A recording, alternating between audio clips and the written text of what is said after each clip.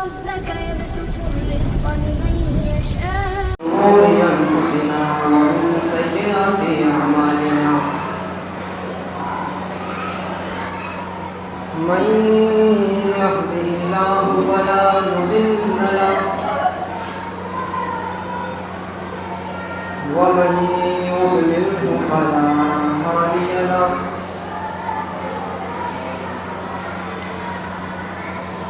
وأشهد أن لا إله إلا الله وحده لا شريك له وأشهد أن محمدا عبده ورسوله أما بعد فإن خير الحديث كتاب الله وخير الهدي هدي محمد صلى الله عليه وسلم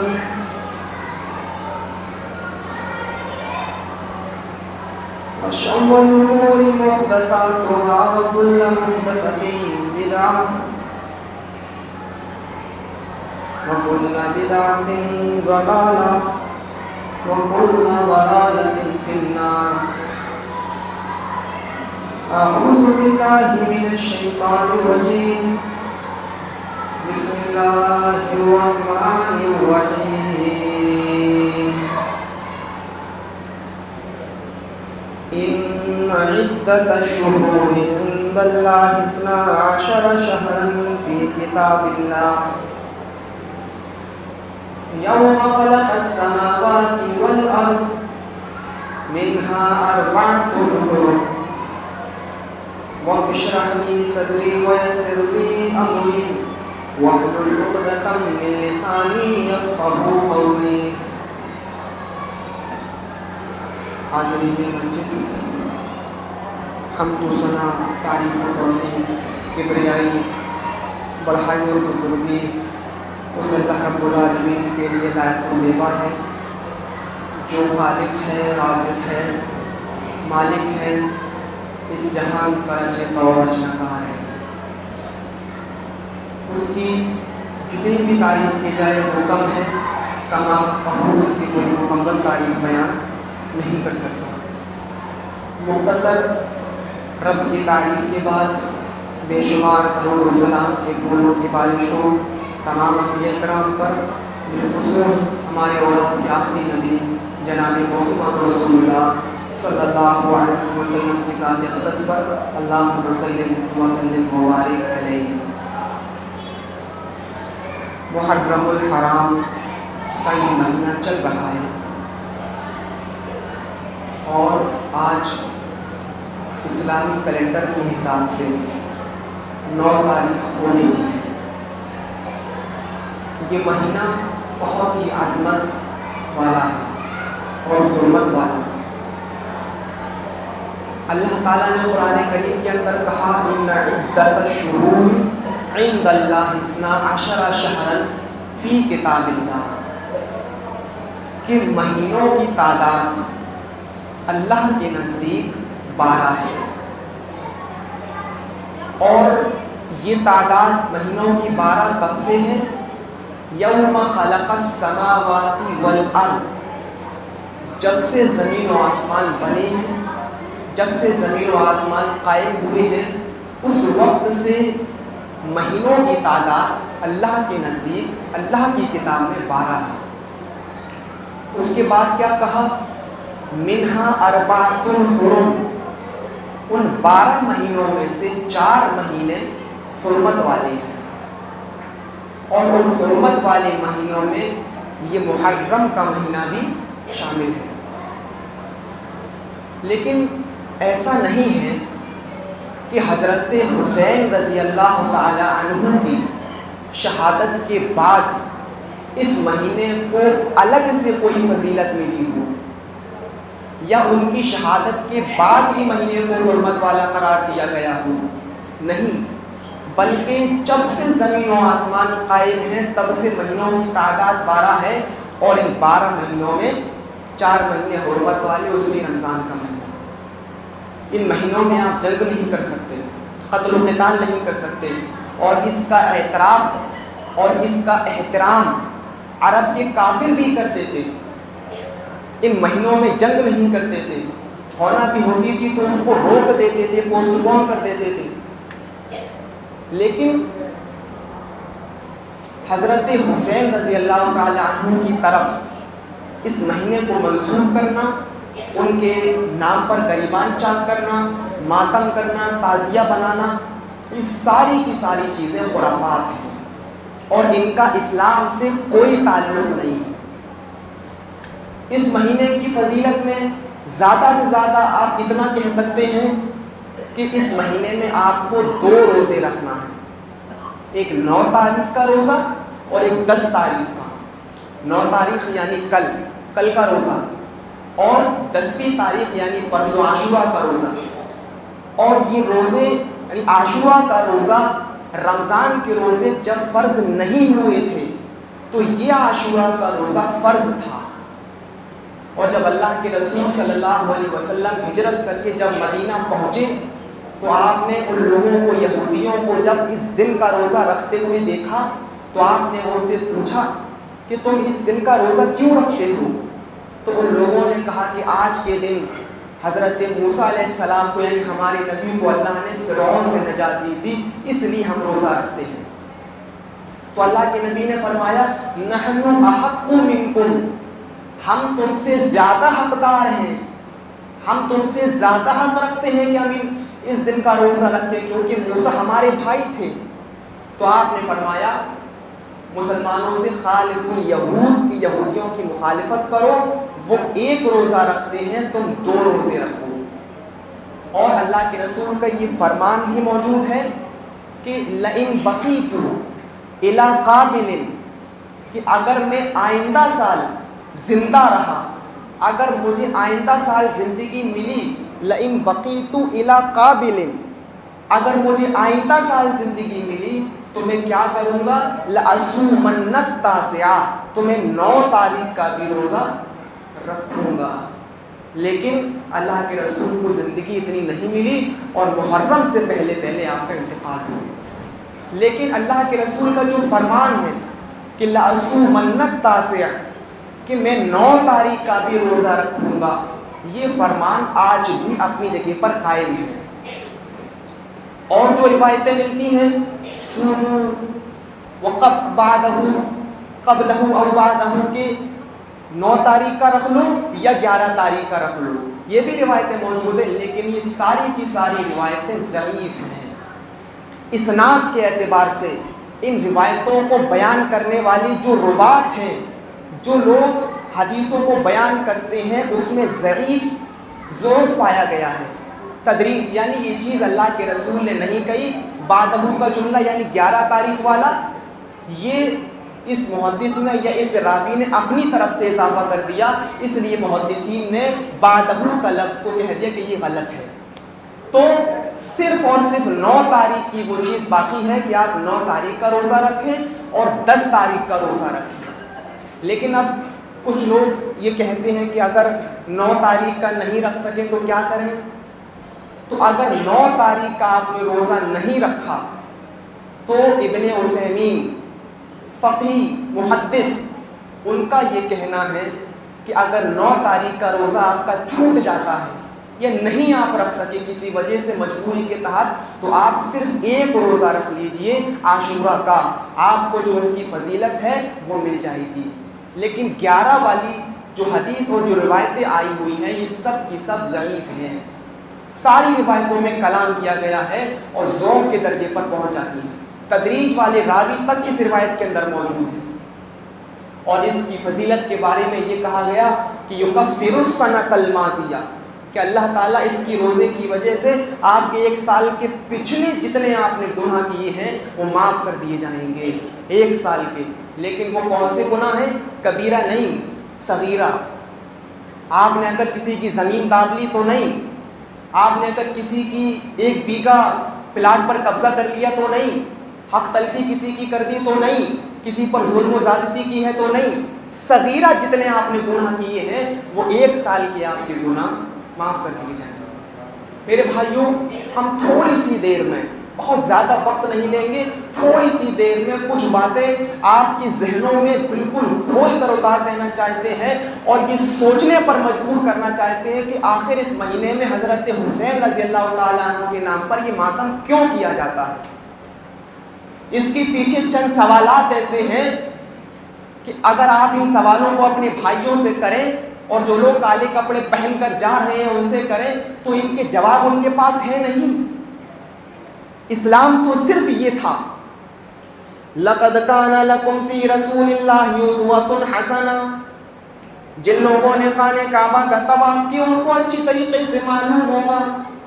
ذرا غور سے سنیے گا، بہت اہم چیزیں ہیں اور کہاں سے کہاں پر ہم آپ کو پہنچائیں گے اس پر غور کریے۔ جن لوگوں نے خانہ کعبہ کا طواف کیا ان کو اچھی طریقے سے معلوم ہوگا، گرین لائٹ لگی ہوئی ہے، گرین، وہاں کی سیدھ میں حجر اسود ہے، یہاں سے آپ کو طواف کرنا شروع کرنا ہے۔ یہاں سے طواف کرتے کرتے آپ مقام ابراہیم کے پاس آ جائیں، یہاں آپ کا ایک کونا پورا ہو گیا۔ یہاں سے جب آپ آگے گزریں گے وہاں حدیم ہے جو پہلے حرم کا حصہ نہیں تھا، وہاں ایک رکاوٹ بنا دی گئی ہے۔ بہت سے لوگ اس میں نماز پڑھتے ہیں، حالانکہ وہاں نماز پڑھنے کی کوئی اہمیت نہیں ہے، لیکن وہ پہلے ام ہانی کا مکان تھا قدیم، اور وہیں پر اللہ کے رسول لیٹے ہوئے تھے، آرام فرما رہے تھے، اور اسی جگہ پر جبریل امین براق لے کر آئے تھے، اور وہیں سے نبی اکرم کا آسمانی سفر شروع ہوا تھا۔ اس سے زیادہ اس جگہ کی کوئی حیثیت نہیں ہے، لیکن ہمارے جاہل لوگ ہر جگہ دو رکعت نماز پڑھنے کو بہت ثواب سمجھتے ہیں کہ اس میں بھی 2 رکعت پڑھ لیں، ادھر بھی 2 رکعت پڑھ لیں، ادھر بھی گھس جائیں۔ وہ خانہ کعبہ کے چاروں کونوں کو چھونا تبرک سمجھتے ہیں، نہ تو مقام ابراہیم والا کونا چھوا جائے گا نہ حدیم والا، اس کے بعد آپ ایک اور کونے پہ آ جائیے، اس کونے کی بھی کوئی حیثیت نہیں ہے، یہاں سے بھی آپ کونا پورا کر لیں، 3 کونے آپ کے ہو گئے۔ اب یہاں سے جب آپ آگے بڑھیں گے، اب جو کونا آپ کو ملے گا وہ کونا آپ کا رکن یمانی کہلاتا ہے، رکن یمانی۔ یہاں سے جب آپ آگے گزریں گے اب آپ کو حجر اسود ملے گا، اب یہاں سے یہاں تک یعنی رکن یمانی سے حجر اسود تک آپ کو دعا پڑھنا پڑے گی، جو دعا جناب محمد رسول اللہ نے بتائی ہے، وہ دعا یہ سکھلائی ہے، ربنا آتنا فی الدنیا حسنہ وفی الآخرۃ حسنۃ وقنا عذاب النار۔ بس یہ دعا پڑھنا ہے، بقیہ تینوں کونوں میں آپ کو جو مرضی چاہے مانگے، جو اللہ سے دعا کرنا چاہے کریں، اپنے دل کی ساری باتیں اللہ سے کریں، لیکن رکن یمانی سے حجر اسود تک آپ کو دعا پڑھنا پڑے گی، جو دعا جناب محمد رسول اللہ نے سکھلائی ہے۔ رکن یمانی کو چھونا ہے، حجر اسود کو آسانی کے ساتھ اگر بوسہ مل جائے تو اس کو چھونا، بوسہ دینا یہ سنت ہے۔ اللہ کے رسول جب طواف کرتے تھے تو رکن یمانی کو چھو لیا کرتے تھے اور حجر اسود کا بوسہ دیا کرتے تھے، لیکن اب اتنی بھیڑ ہوتی ہے کہ رکن یمانی کو بھی نہیں چھوا جا سکتا ہے، اور رکن یمانی کو اگر آپ چھو نہیں سکتے، بھیڑ بہت ہے، تو آپ کو ہاتھ کا اشارہ کرنا بھی ضروری نہیں ہے۔ اب آپ چلتے رہیے، دعا پڑھتے رہیے، حجر اسود کو چومنا بہت مشکل کام ہے۔ اب تو کوئی بہت ہی بہادر اور کوئی بہت ہی پہلے جائے اور نماز کے موقع پر وہیں کھڑا رہے، جیسے سلام پھیرا جائے فوراً دوڑ کر وہ اس جگہ پر پہنچ جائے، تو اس کے لیے تو ممکن ہے، بقیہ کسی اور کے لیے اتنی آسانی کے ساتھ وہ چیز ممکن نہیں ہے۔ اب حجر اسود آپ چھو نہیں سکے تو ہاتھ سے اشارہ کر دیجئے اور زور سے کہیے اللہ اکبر، بس یہ کونا آپ کا پورا ہو گیا۔ حضرت عباس، اب سنیے، حضرت عباس رضی اللہ تعالیٰ عنہ وہاں پر موجود تھے اور امیر معاویہ طواف کر رہے تھے۔ انہوں نے طواف کرتے کرتے چاروں کونوں کو چھو لیا، انہوں نے رکن یمانی کو بھی چھوا، انہوں نے مستلزم کو بھی چھوا، انہوں نے جب چاروں کونوں کو چھو لیا تو حضرت عبداللہ ابن عباس کہنے لگے، اے امیر معاویہ، یہ تم نے کیا کیا ہے؟ تم نے چاروں کونوں کو کیوں چھوا ہے؟ امیر معاویہ کہنے لگے کعبے کی کوئی بھی چیز چھوڑی نہیں جا سکتی ہے، ہر چیز برکت کی ہے اور برکت اس سے حاصل کی جائے، پورا کا پورا برکت کعبہ برکت حاصل کرنے کی چیز ہے۔ عبداللہ ابن عباس کہنے لگے نہیں آیا میرے معاویہ تم غلط کہہ رہے ہو، ہم نے اللہ کے رسول کو دیکھا ہے، اللہ کے نبی جناب محمد رسول اللہ نے ہمارے سامنے طواف کیا تھا، جب اللہ کے نبی طواف کرتے تھے تو رکن یمانی کو چھو لیا کرتے تھے اور حجر اسود کا بوسہ دیا کرتے تھے، ہم نے چاروں کونوں کو نبی اکرم کو چھوتے ہوئے نہیں دیکھا ہے، تم نے یہ چاروں کونے چھوئے تبرکن وہ غلط کیا ہے۔ اس پر حضرت امیر معاویہ پھر کہنے لگے کیا کعبے کی کوئی چیز ایسی بھی ہے جس سے برکت حاصل نہ کی جائے، اس کو چھونا ضروری ہے۔ اس پر حضرت عبداللہ ابن عباس نے دوبارہ جواب دیا آیا امیر معاویہ پورا کا پورا کعبہ برکت حاصل کرنے کی چیز ہے، لیکن ہمارے لیے تو ولیکن لقد کان لکم فی رسول اللہ اسوۃ حسنہ، ہمارے لیے تو بھلائی اسی میں ہے کہ جو کام جناب محمد رسول اللہ نے کیا ہے، جیسا کیا ہے ویسا تمہیں کرنا ہے۔ رسول اللہ نے حجر اسود کو بوسہ دیا ہے، رکن یمانی کو چھوا ہے، بس اتنا ہی تم کام کرو۔ آگے اگر قدم بڑھاؤ گے اور چاروں کونوں کو چھونے کی کوشش کرو گے تو اس کا مطلب یہ ہے کہ رسول اللہ بھول گئے تھے وہ تمہیں یاد آ رہا ہے، یا نبی اکرم نے ایسا نہیں کیا تم ان سے آگے بڑھنا چاہتے ہو، لہٰذا وہ کام تمہارے لیے بدعت ہوگا۔ اسلام کے مزاج کو سمجھنے کی کوشش کیجئے، آپ چاہیں کتنا اچھا کام کر لیں، کتنا اچھا کام کر لیں، لیکن اگر اس کام کے اوپر جناب محمد رسول اللہ کے طریقے کی مہر نہیں ہے تو آپ کا وہ کام ہی نہیں ہے بلکہ بدعت ہے۔ نبی اکرم کا اسٹامپ اگر اس کام کے اوپر نہیں لگا ہوا ہے تو آپ کا وہ کام بدعت ہے، بدعت ہے۔ اور ہمارا منہج کیا ہے؟ ہمارے حدیثوں کا منہج کیا ہے؟ جتنا رسول نے کیا اتنا، نہ اس سے زیادہ نہ اس سے کم۔ آپ ظہر کی کتنی رکعت نماز پڑھتے ہیں؟ 4 فرض، 5 پڑھ کے دیکھو، آپ نہیں پڑھیں گے۔ کیوں نہیں پڑھیں گے بھائی؟ کہ اللہ کے رسول نے 4 رکعت نماز پڑھی ہے اور 4 رکعت پڑھنے کا بتایا ہے، ہم 5 کیسے پڑھ لیں؟ ہم کہہ رہے ہیں پڑھیے، اس میں سورہ فاتحہ ہی تو آپ پڑھیں گے، درود شریف اس میں آپ پڑھیں گے، سجدے اور رکوع کی دعائیں تو اس میں آپ پڑھ رہے ہیں، حرج کیا ہے پھر؟ سب سے بڑا حج یہ ہے کہ جناب محمد رسول اللہ نے 4 رکعت نماز پڑھی ہے، آپ 5 کیوں پڑھ رہے ہیں؟ اتنا کرنا ہے جتنا نبی نے کیا، اس سے زیادہ نہیں۔ آئیے ایک اور دلیل دیتے ہیں۔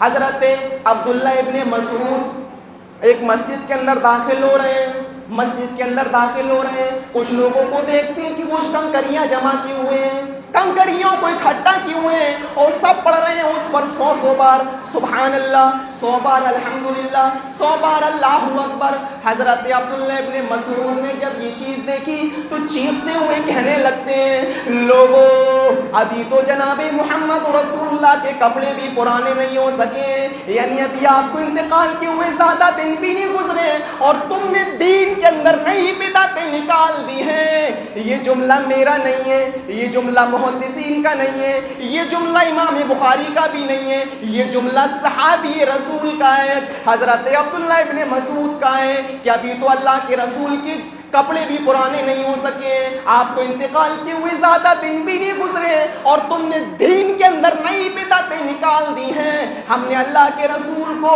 ان انگلیوں پر پڑھتے ہوئے دیکھا ہے، سبحان اللہ، الحمدللہ، اللہ اکبر ان انگلیوں کے پوروں پر گنتے ہوئے دیکھا ہے، اور ہم نے اللہ کے رسول کو دیکھا ہے کہ آپ اکیلے پڑھا کرتے تھے، تنہا پڑھا کرتے تھے، اور تم نے اجتماعی شکل بنا لی ہے، سب کو جمع کر لیا ہے۔ لوگوں جب کوئی بدعت قوم کے اندر لاگو ہوتی ہے تو اللہ ایک سنت کو اٹھا لیتا ہے، ایک سنت کو مردہ کر دیتا ہے، ایک سنت اٹھا لی جاتی ہے، تم وہی کام کرو جو کام جناب محمد رسول اللہ نے کیا ہے۔ حضرت عبداللہ ابن عمر ایک ملک کے اندر داخل ہو رہے ہیں، ایک بستی کے اندر داخل ہو رہے ہیں، وہاں اذان ہو رہی ہے، سوچتے ہیں چلو کنواں ہے، کنویں کے پانی سے وضو بنا لیتے ہیں، کنویں کے پانی سے وضو بناتے ہیں، وضو بنانے کے بعد مسجد کے اندر داخل ہو رہے ہیں. عبداللہ ابن عمر کا ایک پیر مسجد کے اندر ہے, دوسرا پیر مسجد کے باہر ہے. اس مؤذن نے, جس نے اذان دی ملک شام کی بستی میں, اس مؤذن نے اتنا کہہ دیا لا الہ الا اللہ. سب جانتے ہیں یہاں پر اذان ختم ہو جاتی ہے. لا الہ الا اللہ کہنے کے بعد اس مؤذن نے, جس نے اذان دی ملک شام کی بستی میں, اس نے اتنا کہہ دیا الصلاۃ جامعۃ, لوگوں جلدی آؤ نماز کھڑی ہونے والی ہے, لوگوں جلدی آؤ آج اذان دیر سے ہوئی ہے اس لیے جماعت کھڑی ہونے والی ہے. عبداللہ ابن عمر کا ایک پیر مسجد کے اندر تھا, دوسرا پیر مسجد کے باہر تھا. عبداللہ ابن عمر اپنے خادم سے کہنے لگے مجھے اس مسجد سے باہر لے چلو, یہ بدعتیوں کی مسجد ہے اور اس مسجد کے اندر میری نماز نہیں ہوگی, اس مسجد کے اندر میری نماز نہیں ہوگی. حدیث کی کتابوں میں لکھا ہوا ہے حضرت عبداللہ ابن عمر بہت دور نکل گئے, سر پر امامہ تو اس امامے کو اتار کر جنگل کے اندر بچھا لیتے ہیں, اور بچھانے کے بعد اپنے خادم سے کہتے ہیں آؤ ہم دونوں یہاں نماز پڑھیں. لہٰذا انہوں نے بھری جنگل میں نماز پڑھنا گوارا کر لیا, اس مسجد میں نماز پڑھنا گوارا نہیں کیا. اب یہ سوال مت کرنا کہ مولانا ہم وہاں رہتے ہیں یا وہاں کام کرتے ہیں, ہم نماز پڑھنے جاتے ہیں ہوگی کہ نہیں ہوگی. ہم یہ فتویٰ دینے نہیں آئے کہ آپ کہاں نماز پڑھیں کہاں نماز نہیں پڑھیں. ایک احساس پیدا کرانا چاہتے ہیں آپ کے اندر کہ وہ لوگ کتنے بچتے تھے بدعتوں سے, کتنے دور رہنے والے تھے بدعتوں سے, کتنے محفوظ رکھنے والے تھے اپنے آپ کو بدعتوں سے. ایک احساس پیدا کرانا چاہتے ہیں آپ کے اندر. آپ اہل حدیث ہیں, تازیہ نہیں بناتے ہیں, بڑی اچھی بات ہے, لیکن یہ کون سی اہل حدیثیت ہے کہ تعزیہ جب نکلے تو پچراہے پر بیٹھ کر آپ اس کا دیدار کریں, آپ اس کو دیکھیں, آپ اس کا جائزہ بھی لیں. یہ کہاں کی اہل حدیثیت ہے اور اہل حدیثیت کی یہ کون سی کتاب میں لکھا ہوا ہے؟ اہل حدیثیت کی کون سی کتاب میں لکھا ہوا ہے؟ سعودی عرب کی سرزمین پر امام حرم سے پوچھا گیا کہاں شب برات, بولے پتہ ہی نہیں چلتی ہے, محرم کا پتہ ہی نہیں چلتا ہے. میرے بھائیوں 12 مہینوں میں یہ 10 تیوہار کب نکل گئے وہاں پتہ ہی نہیں چلتا ہے. وہاں پتہ چلتا ہے یا تو حج کا موسم پتہ چلتا ہے, پتہ چلتا ہے یا تو رمضان کا مہینہ پتہ چلتا ہے. اس کے علاوہ نہ 12 ربیع الاول کا پتہ ہے, نہ شب برات کا پتہ ہے, نہ رجب کوڈوں کا کوئی پتہ ہے, اور نہ یہ چیز اسلام سے جڑی ہوئی ہے. اور جو شخص ان تمام خرافاتوں کو اسلام سے جوڑے وہ دشمن ہے محمد رسول اللہ کا, وہ دشمن ہے اسلام کا, وہ دشمن ہے قرآن کا, وہ دشمن ہے جناب محمد رسول اللہ کی تعلیمات کا. ان تمام چیزوں کا اسلام سے دور تک کا بھی کوئی واسطہ نہیں, دور تک کا بھی. مجھے آپ ایک سوال نوٹ کر کے اور ذہن میں رکھ کے ذرا بتائیں, اسلامی تاریخ کے اندر شہید ہونے والے کتنے افراد گزرے ہیں؟ نوٹ کریے, جنگ بدر جو اسلام کی پہلی جنگ ہوئی جس میں 14 صحابہ شہید ہوئے, پوچھو آج اپنے بھائیوں سے کہ ان کے نام پر تم تعزیہ کیوں نہیں بناتے ہو, ان کے نام پر تم اپنے غریبانوں کو چاہ کیوں نہیں کرتے ہو. حسین کا ماتم تو تم اس لیے کرتے ہو کیونکہ ان کی موت بڑے دردناک طریقے سے ہوئی تھی, وہ شہید ہوئے تھے میدان کربلا میں, اور نہ جانے یزید کو تم کتنی گالیاں دیتے ہو. سعودی عرب میں ایک نہیں 50 ایسے لوگ آپ کو مل جائیں گے جن کا نام یزید ہے, جن کا نام یزید تھا, اور یہ نام رکھے ہوئے ہیں. یہ ہماری اہل حدیثیت ہے. یزید کو بے قصور تو مانتی ہے, یزید کو کلین چٹ تو دیتی ہے, لیکن ان کے گھروں میں جب کوئی بچے پیدا ہو تو آج تک یہ نام رکھنے کے لیے کوئی تیار نہیں کہ لوگ کیا کہیں گے. جواب ہمیں دینا پڑے گا, ہم کیا جواب دیں گے؟ میرے بھائیوں ذرا غور کرو, اسلامی تاریخ میں کتنے لوگ شہید ہوئے, کتنے ہوئے؟ جنگ بدر میں 14 صحابہ شہید ہوئے, ان کا ماتم کیوں نہیں ہیں؟ احد میں 70 صحابہ شہید ہوئے, 70, ان کا ماتم کیوں نہیں؟ جنگ بدر میں 70 کافر مارے گئے, 70 کافر جنگ بدر میں, 70 کافر قید کر لیے گئے. اللہ کے رسول نے فرمایا ان 70 کافروں کو ایک گڑھا کھودو اور اس گھڑے میں ڈال دو, اور ان 70 کافروں کو جب اس گھڑے کے اندر ڈال دیا گیا تو اللہ کے رسول ان مردہ لوگوں سے، ان مردہ کافروں سے، ان لاشوں سے کیا کہہ رہے تھے؟ کیا تمہیں وہ جہنم مل گئی یا نہیں؟ بتاؤ تمہیں وہ جہنم ملی یا نہیں جو میں تمہیں بتاتا تھا اور جس کا اللہ نے تم سے وعدہ کیا تھا؟ حضرت عمر پیچھے سے ڈانٹتے ہیں، اے اللہ کے رسول یہ مردہ ہیں، آپ ان سے باتیں کر رہے ہیں۔ عمر کا یہ سوال اور نبی سے کہنا یہ اس بات کی دلیل ہے کہ نبی کی تعلیم یہ تھی کہ مردے سنتے نہیں ہیں۔ اسی لیے تو عمر نے کہا اے اللہ کے نبی یہ مردے آپ ان سے باتیں کر رہے ہیں۔ تب اللہ کے نبی نے فرمایا تھا اے عمر آج ابھی اس وقت الان اس وقت ان سے زیادہ تم بھی نہیں سن رہے ہو، یعنی جتنی اچھی طریقے سے یہ لوگ میری بات سن رہے ہیں اتنی اچھی طرح تم بھی نہیں سن رہے ہو، یعنی اللہ سنا رہا ہے ان کو۔ ابھی جبریل نے آ کر مجھے بتایا تھا کہ جو کہنا ہو کہو، اللہ سنا رہا ہے آج ابھی اس وقت ان سے زیادہ تم بھی نہیں سن رہے ہو، لہٰذا جتنی دیر کا سننا ثابت ہے اتنی دیر کا سننا ہم بھی مانتے ہیں۔ 24 گھنٹے کا جب سننا ثابت نہیں ہے تو وہ ہم بھی نہیں مانتے۔ کیوں؟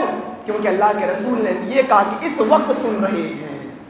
اور عمر کا یہ سوال کیا کہہ رہا ہے کہ نبی کی تعلیم یہ تھی کہ مردے سنتے نہیں ہیں۔ تبھی تو عمر نے کہا اللہ کے رسول یہ تو مردہ ان سے باتیں کیوں کر رہے ہیں، کیوں کر رہے ہیں؟ تو نبی کی تعلیم کیا تھی کہ مردے سنتے نہیں ہیں۔ جتنی دیر کا سننا ثابت ہے وہ ہم بھی مانتے ہیں۔ ہاں جنگ بدر میں 14 صحابہ شہید ہوئے، جنگ احد میں 70 صحابہ شہید ہوئے۔ پوچھو آج اپنے بھائیوں سے کہ ان کے نام پر تم تعزیہ کیوں نہیں بناتے ہو، ان کے نام پر غریبان چاک کیوں نہیں کرتے ہو، ان کے نام کا ماتم کیوں نہیں کرتے ہو؟ کیا ان لوگوں نے دین کے لیے جنگیں نہیں لڑی؟ کیا ان لوگوں نے اسلام کے لیے قربانیاں نہیں دیں؟ ان لوگوں سے کیا دشمنی ہے تمہاری؟ پوچھو، سوال کرو آج ان لوگوں سے۔ اور چلو اگر بنیاد یہ ہے کہ رشتہ داری دیکھی جائے تو مجھے بتاؤ جنگ احد میں تو آپ کے ایسے ایسے رشتہ دار شہید کر دیے گئے، اور اس سے بڑا رشتہ اور کیا ہو سکتا ہے؟ کیا آپ نے فرمایا تھا باپ کے انتقال کے بعد اگر چچا کسی کا زندہ ہے تو چچا ہی باپ ہوتا ہے؟ وہ حمزہ جو آپ کے باپ کے درجے میں داخل ہے چچا ہیں آپ کے، جن کی گردن کاٹ ڈالی گئی، جن کا پیٹ پھاڑ دیا گیا، جن کا کلیجہ نکال لیا گیا، جن کی ناک کاٹی گئی، جن کا کان کاٹا گیا۔ حضرت حسین کے ساتھ تو اتنا معاملہ نہیں ہوا، ان کی تو صرف گردن کاٹی گئی تھی، یہاں تو پیٹ بھی پھٹا پڑا ہے، کلیجہ بھی نکلا پڑا ہے، کلیجے کو چبانے کی کوشش کی گئی، اس کی چبی ہوئی بوٹیاں باہر پڑی ہیں۔ اس لاش کو دیکھا تو حضرت صفیہ دوڑتی ہوئی آئی، نبی اکرم کی پھوپھی دوڑتی ہوئی آئی، عبد المطلب کی بیٹی دوڑتی ہوئی آئی، اپنے بھائی کی یہ لاش دیکھنا چاہتی ہیں۔ اللہ کے رسول نے فوراً گھاس ڈال دی، چہرہ چھپا دیا اور فرمایا لوگوں میری پھوپھی کو روکو، یہ اپنے بھائی کے یہ حال نہیں دیکھ پائیں گی، میری پھوپھی کو روکو۔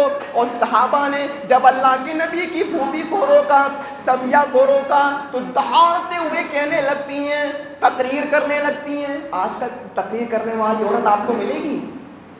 اتنی فقیہانہ باتیں کرنے والی عورتیں آج کل ملیں گی اور بیویاں ملیں گی؟ آج کل تو ایسی عورتیں ہیں جو صرف زبان چلانے میں ماہر ہیں، اپنے شوہروں سے اپنے باپ سے صرف زبان چلانے میں۔ ایسی تقریر دیکھو صفیہ کی کیا کہہ رہی ہیں، او میرے بھتیجے اگر تم یہ سوچتے ہو کہ میں اپنے بھائی کی لاش دیکھ کر ڈر جاؤں گی تو تم غلط سوچ رہے ہو، مجھے چھوڑو، مجھے میرے بھائی کا یہ حال دیکھنے دو، میں جانتی ہوں کہ میرے بھائی کے ساتھ کیا کیا کیا گیا ہے، مجھے سب معلوم ہے، بس دیکھنا باقی رہ گیا ہے، چھوڑو۔ اللہ کے نبی نے فرمایا صحابہ سے چھوڑ دو ان کو اور آگے آنے دو۔ حضرت صفیہ جب اپنے بھائی کے پاس بیٹھ جاتی ہیں آ کر اور ان کا مسئلہ دیکھنے لگتی ہیں تو آنکھوں میں آنسو آتے ہیں اور کہتی ہیں میری ماں نے ایسا ایک ہی بیٹا جنا ہے، میرا ایسا ایک ہی بھائی ہے، اگر میرے 1000 بھائی بھی ہوتے، اگر میری ماں نے 1000 بیٹے بھی جنے ہوتے تو میں سب کی شہادت ایسے ہی دے دیکھتی اور مجھے فخر ہوتا۔ اس موقع پر اللہ کے رسول بھی جذبات میں آ گئے، آپ بھی جذبات میں آ گئے اور اپنے چچا کے پاس کھڑے ہو کر فرمانے لگتے ہیں، اے حمزہ، قیامت تک جتنے بھی لوگ شہید کیے جائیں گے وہ صرف شہید کہلائیں گے، لیکن تم جب قیامت کے دن اٹھو گے تو تم ان تمام شہیدوں کے سردار بنا کر اٹھائے جاؤ گے، جس طریقے سے حضرت فاطمہ جنت کی تمام عورتوں کی سردار بنا کر اٹھائی جائیں گی، حضرت حسین جنت کے تمام نوجوانوں کی سردار بنا کر اٹھائے جائیں گے، اسی طریقے سے حضرت حمزہ جنت کے تمام شہیدوں کی سردار بنا کر اٹھائے جائیں گے۔ ایک یہ شہادت تھی۔ اب ہمارا سوال یہ ہے، سوال کیا، سوالات یہ ہیں کہ حضرت حسین کا ماتم تو تم کر لیتے ہو، کیوں؟ کیونکہ وہ نبی کے نواسے تھے، تو حضرت حمزہ تو نبی کے چچا تھے اور کتنے دردناک طریقے سے ان کی موت ہوئی تھی، ان کا ماتم کیوں نہیں کرتے؟ ان کے نام پر گریبان چاک کیوں نہیں کرتے؟ حسن حسین کا بڑا بھائی شہید ہوئے، وہ بھی، ان کا ماتم کہاں چلا گیا؟ علی وہ بھی تو شہید ہوئے، ان کا ماتم کہاں چلا گیا؟ ان کا ماتم کہاں چلا گیا؟ حضرت عمر وہ بھی تو شہید ہوئے، ان کا ماتم کہاں چلا گیا؟ ان کا ماتم کیوں نہیں کرتے؟ جنگ بدر میں 14 صحابہ شہید ہوئے، ان کا ماتم کہاں چلا گیا؟ ان کے نام کا تعزیہ کہاں چلا گیا؟ احد میں 70 صحابہ شہید ہوئے، ان کا تعزیہ کہاں چلا گیا؟ کیا صرف تعزیہ بنا لینا ہی محبت ہے؟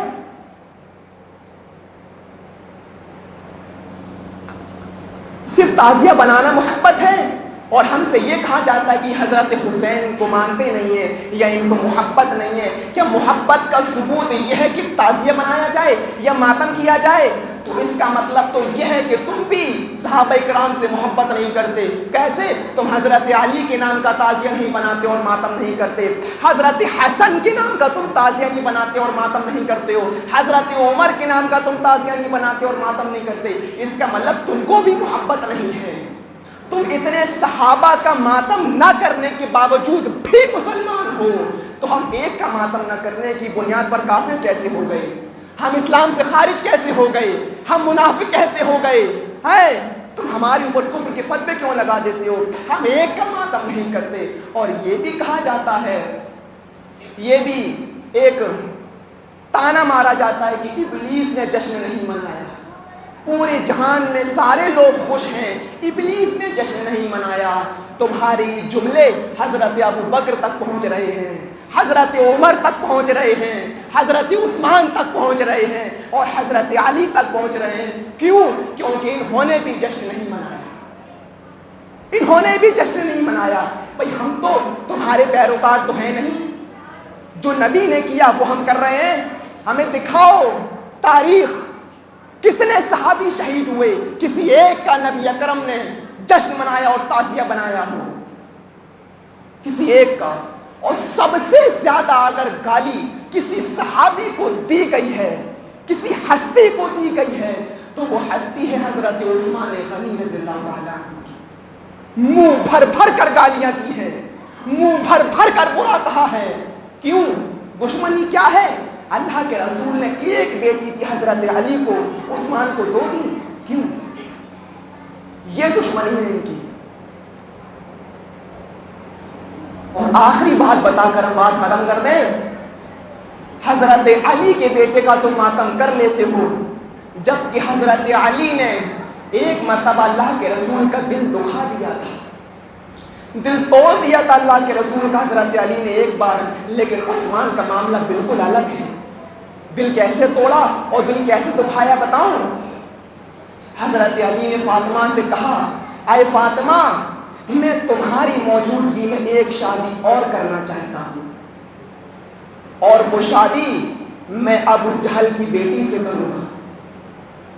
ابو جہل کی بیٹی سے؟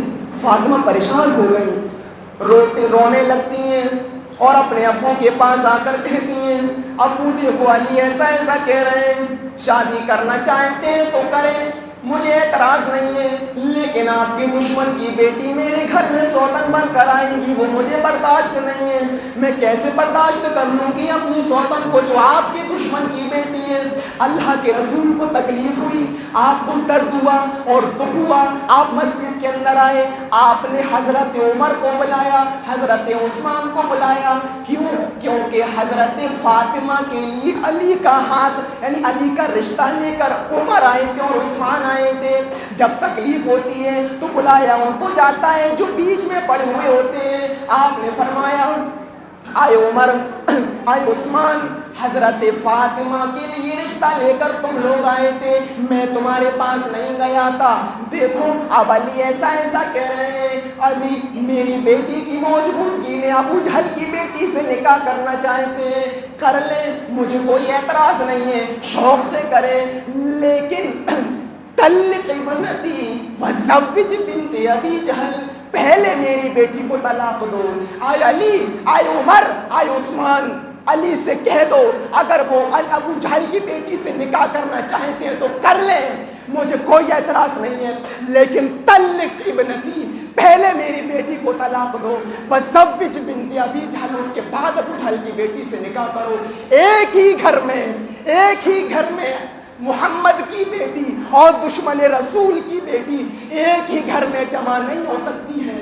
اگر علی ابو جہل کی بیٹی سے نکاح کرنا چاہتے تو کریں، لیکن ان سے کہہ دو کہ پہلے میری بیٹی کو طلاق دے دو، اس کے بعد کر لو۔ ایک ہی گھر میں فی بیت واحد، ایک ہی گھر میں محمد کی بیٹی اور دشمن رسول کی بیٹی جمع نہیں ہو سکتی ہیں۔ علی نے تو ایک مرتبہ دل توڑ دیا تھا اور دکھا دیا تھا، لیکن عثمان غنی کا معاملہ بالکل الگ ہے۔ حضرت عثمان کی جب پہلی بیوی رقیہ کا انتقال ہوا تو عثمان پریشان ہو گئے، رونے لگے، اللہ کے نبی نے روتے ہوئے دیکھا، سمجھ گئے عثمان کو بہت دکھ ہے، رو رہے ہیں، پریشان ہیں۔ اللہ کے نبی نے اپنی دوسری بیٹی ام کلثوم بھی عثمان کو نکاح میں دے دی، لیکن قسمت کی گاڑی کسی پیر اور کسی ولی کے ہاتھ میں نہیں ہوتی ہے، وہ صرف اللہ کے ہاتھ میں ہوتی ہے۔ آپ کی وہ بیٹی ام کلثوم بھی زیادہ نبھا نہ سکی اور ان کا بھی انتقال ہو گیا، تو عثمان رو رہے تھے، بہت پریشان تھے۔ اللہ کے رسول نے جب عثمان کو دیکھا کہ یہ بہت زیادہ غمگین اور پریشان ہے تو فرمایا عثمان اب میرے پاس کوئی اور بیٹی نہیں ہے، اگر میرے پاس 40 بیٹیاں بھی ہوتی اور ایک ایک کر کے انتقال کرتی جاتی تو میں ایک ایک کر کے تمہاری نکاح میں دیتا چلا جاتا۔ یہ حضرت عثمان غنی کا مرتبہ تھا، یعنی عثمان غنی نے اتنا دل ٹھنڈا کیا تھا اللہ کے رسول کا، اتنا سکھ پہنچایا تھا اور اتنا کلیجہ ٹھنڈا کیا تھا کہ اللہ کے رسول نے یہاں تک کہہ دیا کہ اگر میرے پاس 40 بیٹیاں بھی ہوتی اور ایک ایک کر کے انتقال کرتی جاتی تو میں ایک ایک کر کے تمہاری نکاح میں دیتا چلا جاتا۔ اب مجھے بتاؤ، جنہوں نے ایک مرتبہ اللہ کے رسول کا دل دکھا دیا ان کے بیٹوں کا ماتم تو تم کر لیتے ہو، حضرت حسین کا، اور جنہوں نے کبھی اللہ کے رسول کا دل نہ دکھایا اور سکون پہنچایا ان کا ماتم کیوں نہیں کرتے؟ ان کے نام پر گریبان چاک کیوں نہیں کرتے؟ ان کے نام پر تم اپنے گریبان کیوں نہیں پیٹتے؟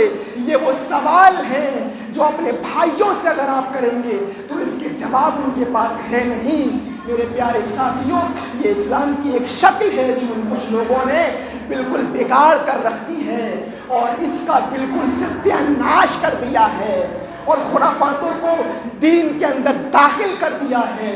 کیوں؟ حضرت علی کے بیٹے کا ماتم تو تم کر لیتے ہو، حضرت عثمان غنی کی موت کیسی ہوئی تھی؟ 40 دن تک بھوکا اور پیاسے رہے تھے حضرت عثمان غنی، 40 دن تک، اور جس دن ان کی شہادت ہوئی جب بلوائی ان کے گھر پر آ گئے اور جب نیچے اتر آئے تو ان کی اور جب تلوار سوتنے لگی اور مارنے کے لیے آگے بڑھے تو ان کی بیوی نے اپنا ہاتھ آگے بڑھایا، ان کی 4 انگلیاں کٹ کر زمین کی اوپر گر گئی۔ حضرت عثمان غنی کی بیوی کی جب اپنے شوہر کو بچانے کے لیے ہاتھ آگے بڑھاتی ہے تو 4 انگلیاں کٹ کر زمین کے اوپر گر جاتی ہیں، اور اس کے بعد حضرت عثمان غنی کے اوپر جب پہلی تلوار پڑی اور خون کا پھوارہ جب نکلا تو قرآن کی اس آیت کے اوپر نکلا، گرا، اور چھینٹے آج بھی اس آیت کے اوپر موجود ہیں۔ فَسَيَكْفِيكَهُمُ اللَّهُ، پہلا پارہ پڑھ لیجئے، آخری صفحے پر یہ آیت موجود ہے۔ اس پر گرا 40 دن تک، اور جب حضرت علی کو یہ خبر ملی اور دوڑ کر آئے تو پہلا چاٹا حسن کی مارا اور کہا تمہاری موجودگی میں یہ بلوائی کیسے نیچے اتری۔ دوسرا چاٹا حسین کی مارا اور کہا جب تم یہاں پر تعینات تھے یہ بلوائی کیوں نیچے آئے۔ میرے پیارے ساتھیوں، حضرت علی نے چاٹے مارے اور کہا ان کی شہادت تو تم منا لیتے ہو، حضرت عثمان غنی کی شہادت کہاں چلی گئی، حضرت عثمان غنی کا ماتم کہاں چلا گیا، حضرت عثمان غنی کے نام پر تعزیہ کہاں چلا گیا۔ میرے پیارے ساتھیوں، جواب نہیں ہے آپ کے پاس اور نہ قیامت تک دے سکتے ہو۔ کیوں؟ کیونکہ قرآن حدیث بالکل صاف اور شفاف ہے، کلیئر ہے۔ میرے پیارے ساتھیوں، یہ مختصر سی باتیں تھیں جو ہم نے آپ کے سامنے رکھی۔ صبح سے ہی گلا خراب ہے، نزلہ کھانسی، اب اس سے آگے ہم نہیں چل سکتے ہیں۔ ہم دعا کرتے ہیں کہ بار الہ ہم تمام لوگوں کو ان باتوں پر عمل کرنے کی توفیق عطا فرما۔ الہ العالمین، دین کے اندر نئی نئی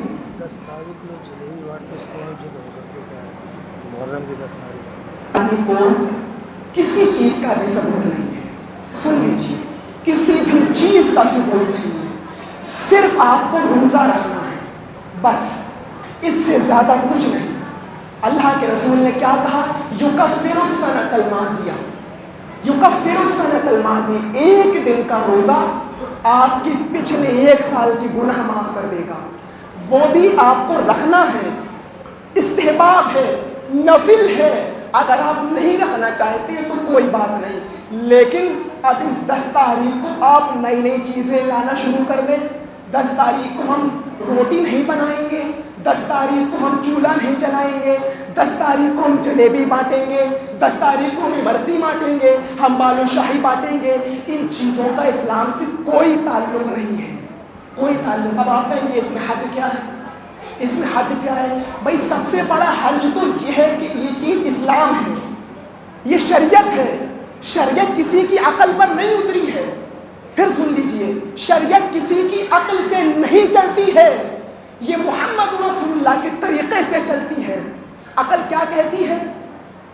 جب آپ وضو بنا رہے ہیں نا، وضو آپ کو ڈاکٹر نے منع کر دیا کہ آپ پانی کا استعمال نہیں کیجئے، آپ تیمم کر سکتے ہیں، گنجائش ہے، لیکن تیمم جب آپ کرتے ہیں تو پیر کے اوپر والے حصے پر بتایا گیا ہے کہ آپ مسح کریں، نیچے والے پر نہیں، نیچے والے پر نہیں بتایا۔ آپ ہاتھ مٹی میں لیجیے چہرے پر اور یہ اوپر ایسے، اس طریقے سے۔ اب عقل کیا کہتی ہے انسان کی؟ عقل کیا کہتی ہے؟ گندگی تو یہاں لگی ہوئی ہے، ہم چلتے تو اپنے پیر کے تلوے سے ہیں، تو یہ کیوں صاف کریں؟ تو میرے بھائیوں، شریعت کسی کی عقل پر نہیں۔ سب سے بڑا حرج یہ ہے کہ محمد رسول اللہ صلی اللہ علیہ وسلم نے کبھی ایسا نہیں کیا، کبھی ایسا نہیں کیا، نہ جلیبی بانٹی، نہ بالو شاہی بانٹی، نہ عمرتی بانٹی۔ آپ کے پاس تو اتنا تھا ہی نہیں، 15 دن تو چولہے جلا کرتے تھے، اور یہ تو غم کا اگر آپ دن مناتے ہیں اور مانتے ہیں تو یہ غم کہاں ہے؟ یہ تو خوشی آپ منا رہے ہیں حضرت حسین کے انتقال کی اور ان کی شہادت کی، تو ان چیزوں کا کوئی ثبوت نہیں ہے۔ آپ صرف اس دن روزہ رکھیے، اور اگر کسی کو چاہیں تو اپنے یہاں بلا کر روزہ افطار بھی کرا سکتے ہیں، کیونکہ اس کا ثبوت ہے۔ روزہ کسی کا بلا کر اپنے آپ کھلوایا جا سکتا ہے، اس کا ثواب آپ کو ملے گا، لیکن عمرتیاں بانٹنا، بالو شاہیاں بانٹنا، جلیبی بانٹنا، یہ سب کی سب چیزیں خرافات ہیں اور ان کا اسلام میں کوئی ثبوت نہیں ہے، کوئی ثبوت نہیں ہے۔ اللہ تعالیٰ ہم تمام لوگوں کو ان باتوں کو سمجھنے کی توفیق عطا فرمائے، اور حرام و حلال، بدعت و خرافات اور دین سے جس چیزوں کا تعلق نہیں ہے اپنی عقل کے اعتبار سے اور اپنے فقہی انداز میں دین میں داخل کرنے سے بچا لیں۔ وما علینا الا البلاغ المبین، وآخر دعوانا ان الحمد للہ رب العالمین، والسلام علیکم ورحمۃ اللہ وبرکاتہ۔